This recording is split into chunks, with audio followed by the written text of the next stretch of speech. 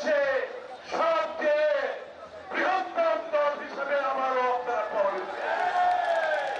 আমার মতে দক্ষিণ এশিয়াতে বিএনপি সবচেয়ে বৃহৎ দল আছে। এটার কারণ শহীদ প্রেসিডেন্ট জিয়াউর রহমানের দেশপ্রেম, শহীদ প্রেসিডেন্ট জিয়াউর রহমানের যে উন্নয়নের উদ্যোগ, কৃষক, চাষি, শ্রমিক, ব্যবসায়ী, পেশাজীবী, এই ভোট বন্ধ করো, এই ভোট বন্ধ করো, ভোট বন্ধ করো।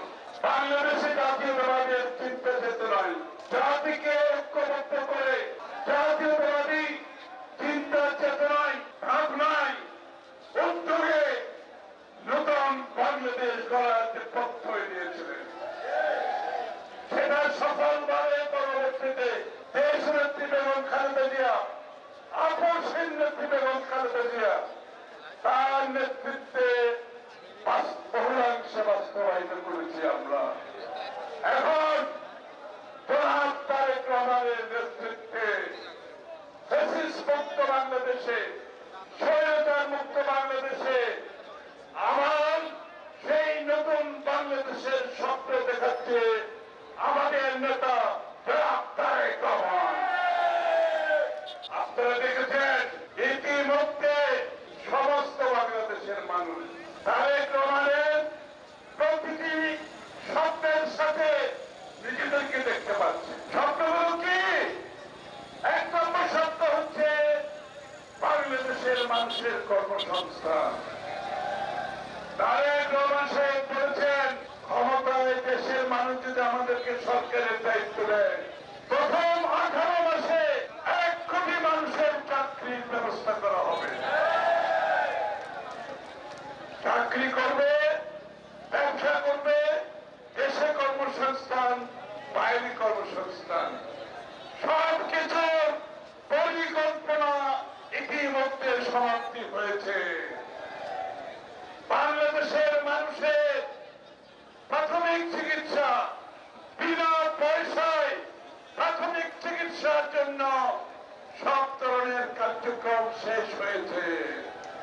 অর্থাৎ আগামীতে যখন বিএনপি যদি দায়িত্ব পায়, সাধারণ মানুষের প্রাথমিক চিকিৎসার জন্য পকেট থেকে কোনো পয়সা খরচ করতে হবে না।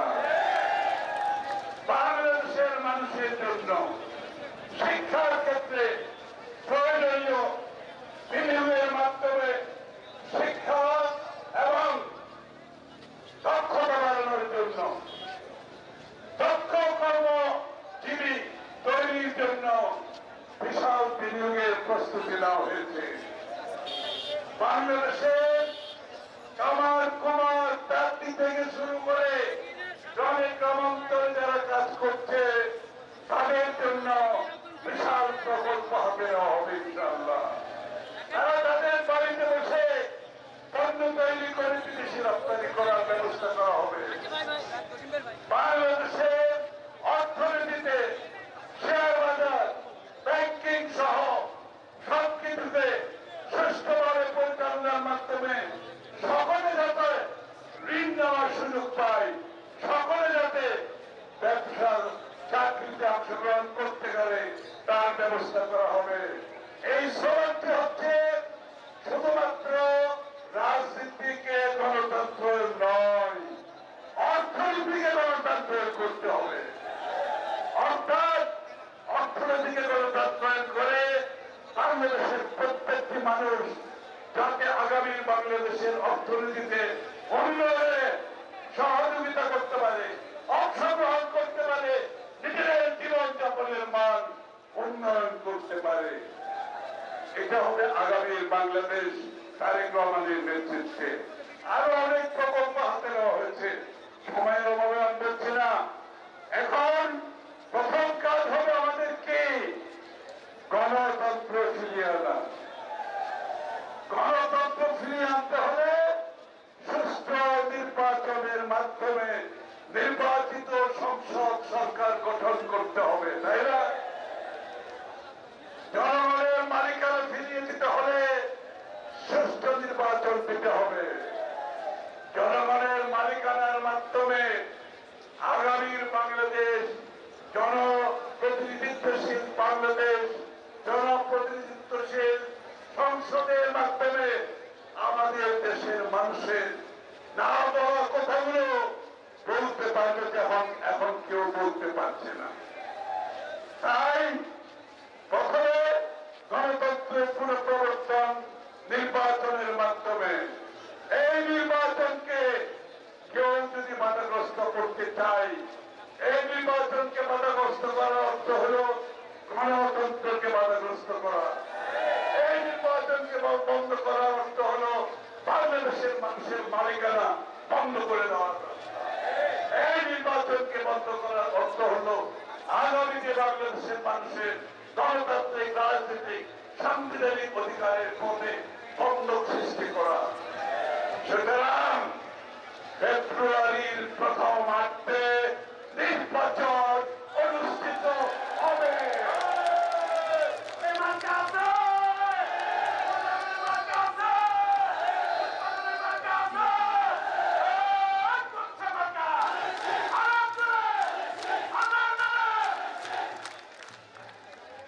মার্কা তো বলে মার্কাকে বলতে হয়। বাংলাদেশের মানুষ মার্কা জানে, বাংলাদেশের মানুষের হৃদয়ে আছে মার্কা। কোন মার্কা? কোন মার্কা? সুতরাং আজকে বাংলাদেশে ধারে শীষের জোয়ার, এই জোয়ারে যদি কেউ বাধাগ্রস্ত করতে চায় তারা ফেসে যাবে। আমরা চাই একটা সুস্থ নির্বাচন, দেশের মানুষ যাকে ইচ্ছে নির্বাচিত করতে পারে। এখন কেউ যদি মনে করে তারা নির্বাচিত হতে পারবে না, এর জন্য নির্বাচন হওয়ার প্রয়োজন নাই, এটা তাদের সমস্যা, এটা বাংলাদেশের মানুষের সমস্যা না, তাই না? আপনার সমস্যা কি বাংলাদেশের মানুষের সমস্যাকে আপনি সমাধান করতে দেবেন না আপনার নিজের মতলবের জন্য, লাভের জন্য? এটা হতে পারে? সুতরাং বার্তা পরিষ্কার, ফেব্রুয়ারির প্রথমার্ধে সমস্ত জনগণ নির্বাচনের দিকে এগিয়ে যাচ্ছে। আপনাদেরকে গ্রামে গঞ্জে যেতে হবে, তারেক রহমানের নির্দেশিত খাল কাটার প্রকল্প নিতে হবে। প্রত্যেকটি এলাকায় যত খাল আছে ইনশাআল্লাহ আমরা খালগুলো কেটে আগামীতে পানি নিষ্কাশন, সেচ, যানবাহন, মৎস্যচাষ এর মাধ্যমে জলাবদ্ধতা সবার সমাধান হবে ইনশাআল্লাহ। তারেক রহমান সাহেব 30 কোটি গাছ লাগানোর কত? 30 কোটি। হ্যাঁ, একজনের ভাগে 10টা পড়বে তো? 10টা পড়বে? 10টা গাছ লাগাইতে পারবেন? 10টা গাছ লাগাবেন ইনশাআল্লাহ। আগামীর বাংলাদেশ গড়তে হবে, খালি সরকার না, নেতারা সকলের অবদান থাকতে হবে।